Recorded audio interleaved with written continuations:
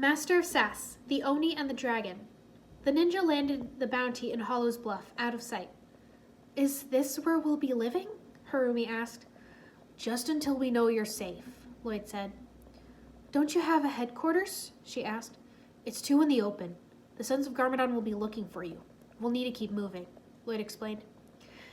So, Harumi, looks like we're going to be roomies for a little while, Cole said, grinning a little. Irene rolled her eyes. You have all been so gracious to take me in since our palace was taken away, and Harumi said, looking away. You're safe with us, Jay assured. That assumption is not entirely justified, Jay. We know very little about the Sons of Garmadon's full capabilities, Zane pointed out. We know nothing about them, period, Kai corrected. We do know they're after the 3 Oni masks, Nia said. Unfortunately, they already have 2 of them. Pixel scanned everywhere for the 3rd mask, but it came up empty. It's as if it never existed, Zane said. Then we need to focus on who's giving the orders. A group this organized must have a leader, Lloyd surmised. Maybe someone from our past? Jay suggested. Forgive me, but is that underwear? Harumi asked, picking up a pair of blue boxers from where they had been sitting on the controls. Jay snatched them with a chuckle. We're usually more organized. But our leader got lost in the time stream. They're Cole's, he said. They're blue! Cole exclaimed. You're lucky they're not yellow, Kai joked. Harumi smiled a little, amused. What about the suspect captured at the heist in Borg Tower? Nia asked. I can stay behind with Harumi if you want to press him on who he works for. The police have him in custody, but he has refused to talk. He is set for release today, Pixel said. Then if Johnny Law can't get him to talk, perhaps Johnny Ninja can, Kai suggested. Have fun with that, guys, Irene said. No, you should come. You're like a human lie detector, Jay said. We can't just rely on my abilities to sense lies. What if this guy is really good at hiding his intentions? I won't be able to read him, Irene pointed out. Plus, it doesn't work if he flat out refuses to talk. Lloyd smiled. I think I can help with that.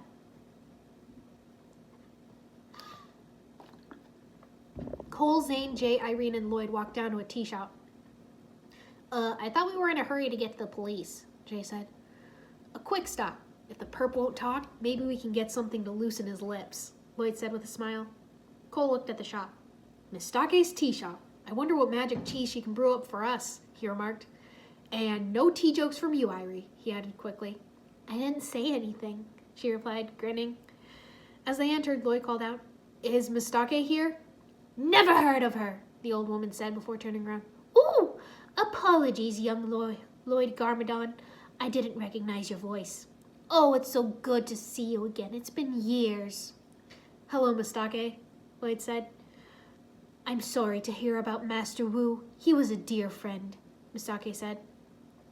Was? We haven't given up on him. We just have more urgent problems, Cole said. Zane said, We seek the tea of truth, Mistake said. She's good, Zane said, mildly surprised. But be forewarned, the truth can be dangerous, Mistake warned in a dark tone. She's also creepy, Jay added. Par for the course in a mystical tea shop, Jay, Cole reminded him.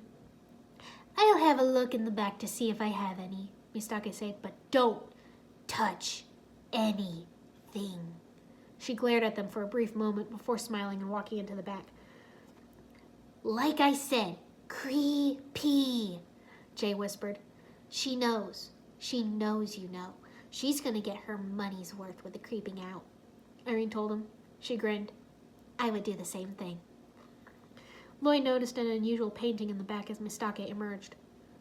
Mistake, wait, he said. That painting. Ah, yes, the Oni and the dragon. But you are not ready for that tale, Mistake said. Please, we need to know, Lloyd begged. It is a long tale. Do you have the time? Mistake asked. We only had time for a quick stop, Zane said. Cole, Zane, and Irene, go to the police with the tea of truth and find out who's giving the orders. Jay and I will stay here to learn more, Lloyd decided. Come, my child, to know the tale, you must drink the tea, Mistake said, gesturing for Lloyd and Jay to follow her. Cole, Zane, and Irene headed to the police station with the tea of truth. As they brewed the tea, they saw a man being dragged away in handcuffs by 2 officers. "I'm innocent!" he was yelling. "Tell it to the judge," the cop told him. "I am the judge!" the man shouted. Zane handed 2 mugs to Cole. "This cup contains the tea of truth. This other one is for you," he said. "Ha! Nothing like good old-fashioned detective work," Cole remarked. "Out of my way, coppers!" the man cried, breaking free of the 2 officers and running back down the hall. "Stop him!" the cop cried. As the man ran past, he bumped Cole, knocking the mugs out of his hands. "No!" Cole cried, frantically juggling the cups, trying not to spill. Zane put a thin layer of ice on the floor, making the man slip and fall. He slid right into a force field that Irene had put up, and she used it to push the man back to the cops. "That didn't go the way I pictured," the man mumbled as he was taken away. "Ha-ha! I didn't even spill a drop," Cole said proudly. "Congratulations! You can join a circus with that juggling act," Irene joked, giggling as Cole gave her a look. "Are you ready?" Zane asked. "Yep," Irene said confidently. Of course," Cole said, glancing down at the mugs. He looked nervous. He switched them around, then they entered the interrogation room. "Who turned off the heat?" the perp said as they walked in. "Ninja. What do you 3 want?" "Luke Cunningham," Zane said. "Also known as the man in the white mask," Cole added. "We would like some information regarding who you work for, Luke," Irene said sweetly. "Well, I'd like a pepperoni pizza and some chocolate ice cream, but it ain't gonna happen, sweetheart," Luke said to her. "We don't have that, but we do have a cup of hot tea that could warm you up," Cole said, sitting across from him and sliding one of the mugs over. "I ain't thirsty," Luke said. Cole took a sip from his mug. It really warms me up. Sometimes a cup of hot tea just hits the spot," he remarked. "Like I said, I ain't talking," Luke repeated. "Drink it!" Cole shouted, slamming his fist on the table. "No!" Luke replied stubbornly. "Oh, don't you get it? If you don't drink the tea of truth, we won't get answers!" Cole shouted. He slapped his hands over his mouth, realizing what he had done. "You trying to trick me?" Luke asked suspiciously. "Cole, I think you drank the wrong cup," Zane whispered. "I see that now. But in full disclosure, I'm trying my best to look like I didn't," Cole whispered back. "Oh, it's not working, is it?" "Ha! So you can't lie, huh?" Luke said, looking wickedly pleased. "Oh, you pee in the swimming pool?" "Of course, who doesn't?" Cole said. "Irene, stop laughing at me! You're supposed to be on my side." "Heh, where are you hiding the princess?" Luke asked. "Oh, the Destiny's bounty in a cove off Hollow's Bluff. But tomorrow we'll be in the Village of Sticks," Cole replied. "You're giving away our secrets," Zane cried. "I can't lie," Cole replied. "What sort of power does the Green Ninja have?" Luke asked. "Some kind of energy or green light. I don't know, like all our elemental powers rolled into one. Who can say? Zane, knock me out. Do something," Cole begged. "Irene, stop laughing. This isn't funny." Luke laughed. "Wait till the gang of Laffeys hears about this," he snickered. "Laffeys? You mean the karaoke club on the south side?" Zane asked. Luke immediately stopped laughing. "Oh." "Ha-ha! Who's the sucker now?" Cole said triumphantly. "Good thing I didn't tell him about my fear of singing. Oh, can we please get out of here?" Irene had a cold smile on her face. "Zane, Cole, you can leave now. I'll take it from here," she said. Zane nodded, and he and Cole left the room. Irene sat down. "Are you afraid, Luke Cunningham?" she asked softly. "Why should I be afraid of a little girl?" Luke retorted. "Because I can bring your fears to life if you don't tell me what I want to know," she replied. "And just so you know, I can tell if you're lying." "I'm not afraid of you," Luke said. "Liar," Irene whispered. The shadows grew darker, but it was only an illusion. Luke didn't know that. "Who do you work for?" Luke was starting to sweat a little. Irene came out a couple of minutes later. "Zane, radio the bounty and let the others know that we'll be following a lead. Now let's head down to Laffey's. I'll fill you in on the way." The 3 of them were hiding across the street when 2 sons of Garmadon walked into Laffey's. "Our informant's intel has paid off. 2 high-ranking sons of Garmadon just arrived. The one they call Ultraviolet and the mysterious man with the swords," Zane reported.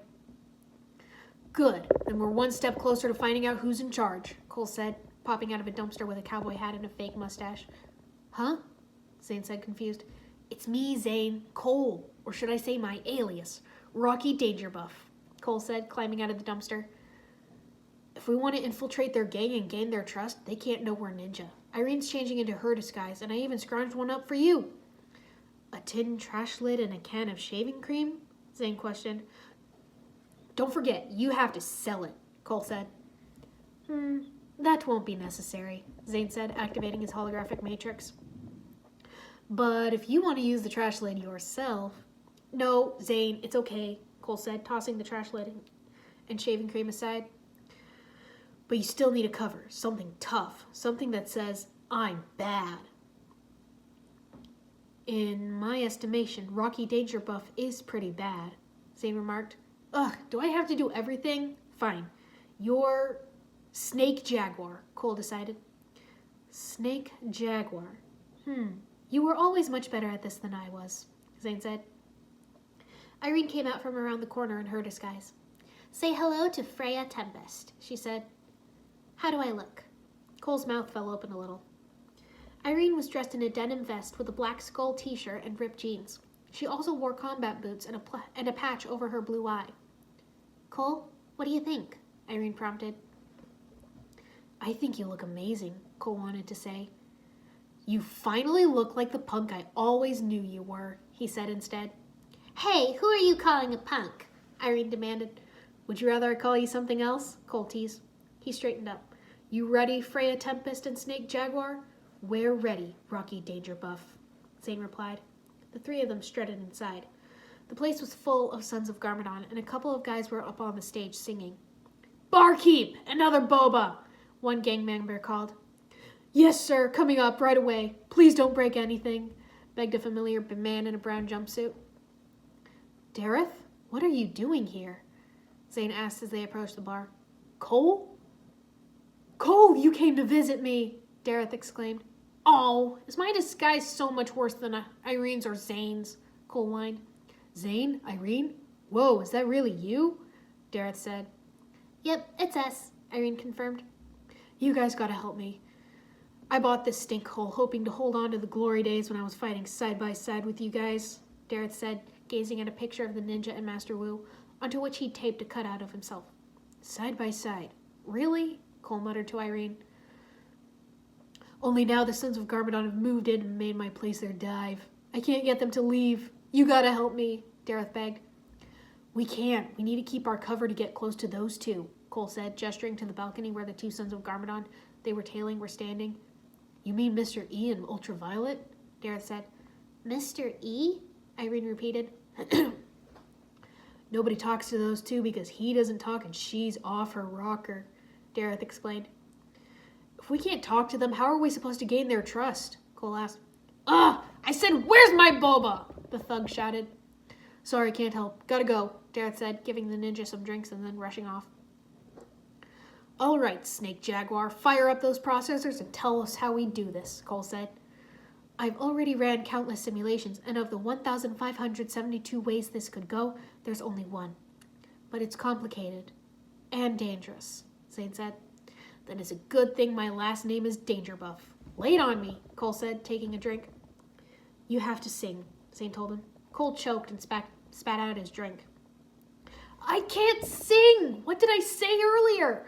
There has to be another way, he said. Yeah, would the plan still work if I went up there instead? Irene asked. I'm not sure it will go the way we want if you go up there, Zane replied. Then we'll do it together, Irene declared. Irene, I can't do this, Cole protested. Yes, you can.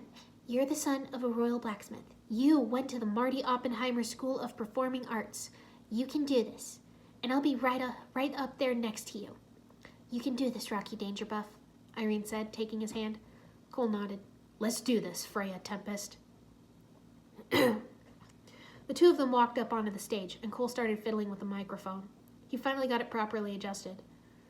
I'm Rocky Danger Buff, and this is Freya Tempest, and here's something mean to sing, he said, throwing a coin toward the jukebox.